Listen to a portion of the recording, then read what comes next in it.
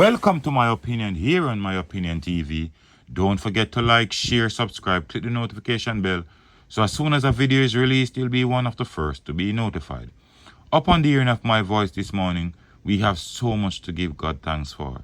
So many people went to bed last night with the dreams and aspiration of getting up this morning and are not numbered among the living. So whatever your situation, whatever your circumstances might be, as long as you're alive, you have much to give God thanks for.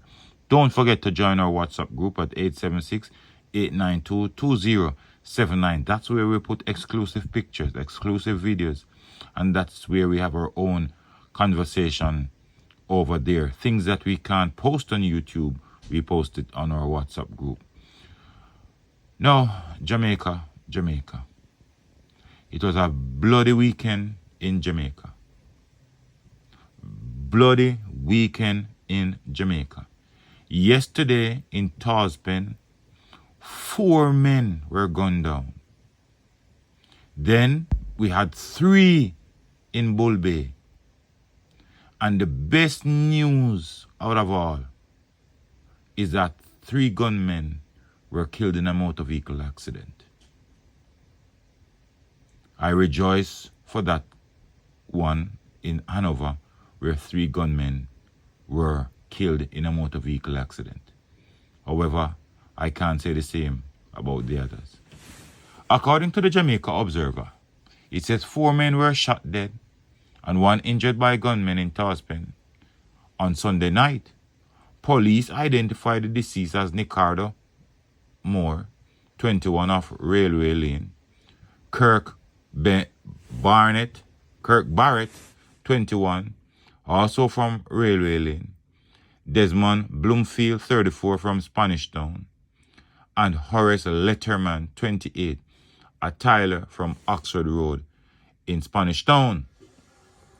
Police say at about 7:30 a.m., all 5 were on Railway Lane when gunmen drove up and opened fire.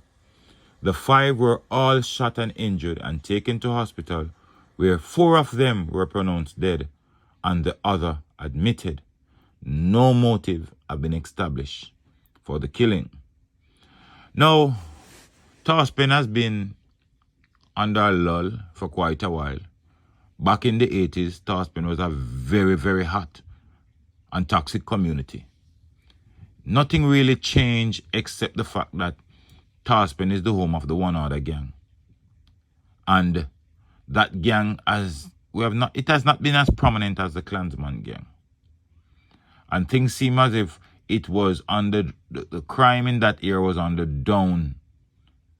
It wasn't that a hot spot for a while. But these communities that are non-violence communities, it only takes one argument to start, and then the entire community flickers into action. It only takes one man to step on a man's toe and a man don't like it, and then violence erupts. Here we are in Spanish Town once again. And here we are, 4 persons, 4 families gonna mourn the loss of their loved ones. The police are trying their endeavor best. However, again we plead to you citizens. If you know what caused this, and if you know the perpetrators of this crime, the police can't pull into action without your help. The police have been excellent so far. And I tell anyone, if you have information, find CTOC. CTOC is more, to me, CTOC is more trustworthy. We can't continue like this. Spanish Town is about to erupt. We see where the Klansman trial, a few of them have been released. And released on the street might even create more mayhem. This Taspen is not a Klansman zone. So we'll be trying to touch base with people to find out if this is just a one-off incident or it's just the one other gang acting up. But let me know what you think in the comment section. The next bit of news we wanna read. This is the best one for me. And it's from the Jamaica Gleaner. Fleeing detention at a police checkpoint on Sunday, 3 alleged gunmen were killed in a motor vehicle collision along the Barbican Main Road in Hanover. 4 tourists and a tour bus operator were hospitalized after sustaining injuries in the crash. Those wounds are not considered life-threatening. Great news that. Police investigators reported that 2 guns, Browning 9mm and a Beretta 9mm pistol, were taken from the gunmen, one of whom had an ID with the surname Jermaine Scott. The others remained unidentified up to press time. Reports by the Hanover police are that shortly after noon, the 3 men, who were said to be from St. James, were traveling in a Nissan Silver Latio motor car towards Lucy. The men allegedly got wind of a police spot check being conducted along the Mosquito Cove Main Road, and the driver made a U-turn and sped towards Sandy Bay.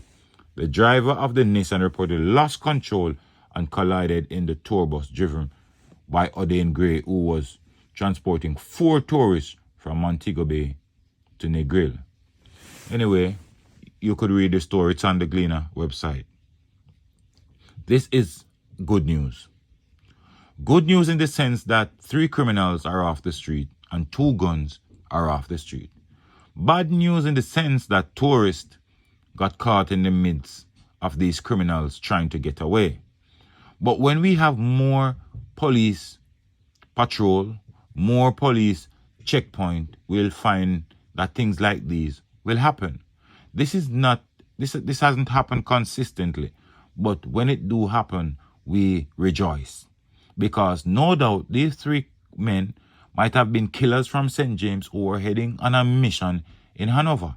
And we have seen how these criminals are being mobile these days, moving from one parish to the next. And you know what makes it so serious? When these criminals turn up in your community to commit crime, because they are not from your community, you really don't know them. So if they come for you, you are like sitting ducks, because guess what? You don't know them.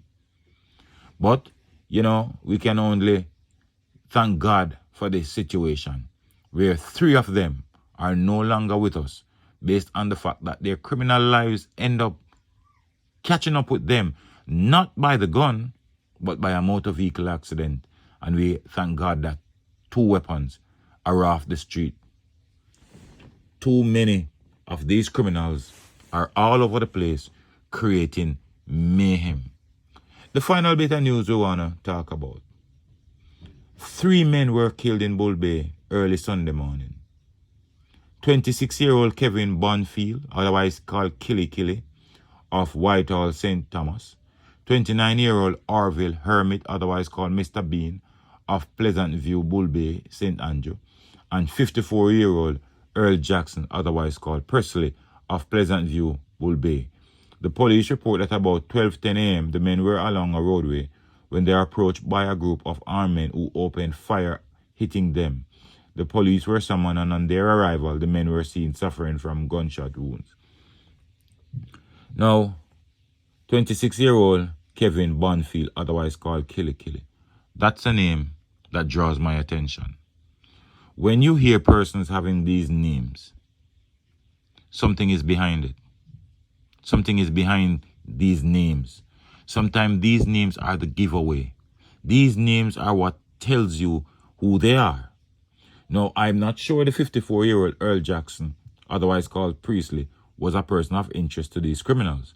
He might have been there at the wrong place, wrong time. Or he might be the father or the family member of someone who the killers really want. Now, I don't know anything about these 3 men, but for 3 lives to just go like this, it's just so sad. So sad in our Jamaica. Jamaica, land we love. Jamaica, no problem. And you know what is so sad about this? The minute people hold on to these criminals.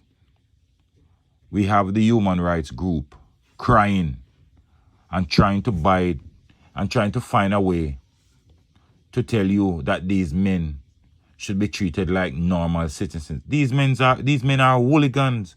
They can't be treated normally. Because when these hooligans turn up at your door, they don't even care.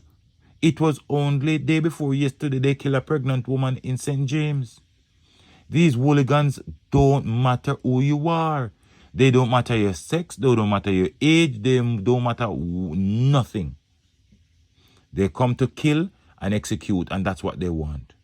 That's what they care about. How can we have laws to slap these men on the wrist? We have to get the hangman going. We have to let the hangman know it's time to get ready. I bet you if some of these criminals were being hanged, the minute they realize that one of their cronies is no longer in the land of the living because he committed a crime and he was taken to prison and he was executed, I believe a lot of them would have changed their lives. But they believe they go to prison, they spend some time, they make friends in there, they live lavish lifestyle in prison. They dress as if they are partying on the street. How much more bloodshed will it take for us to get the hangman ready? Who will have to be the sacrificial lamb before the hangman gets ready? 3 in Bull Bay, 3 in St. James, 4 in Tarspen. Our men are being wiped out, and yet still there is no law in Jamaica that gives us, the law-abiding citizens, a fighting chance in this criminal world. We need the FLA alongside with the government to come up with creative ways that law-abiding citizens in Jamaica can have a fighting chance when these criminals show up at our doors. But we sit with bated breath to hear what the government will do and see what will happen. When it's hot in St. James, it's hot in Bull Bay, it's hot in St. Catherine, it's going all around. The minority are the ones giving the most trouble, while the majority keep quiet and watch them do their thing. But let me know what you think in the comment section. Don't forget to like, share, subscribe. Click the notification bell so as soon as a video is released, you'll be one of the first to be notified. Until next time, look out for a neighbor, look out for a loved one, look out for the children, and most of all, keep it locked on My Opinion TV.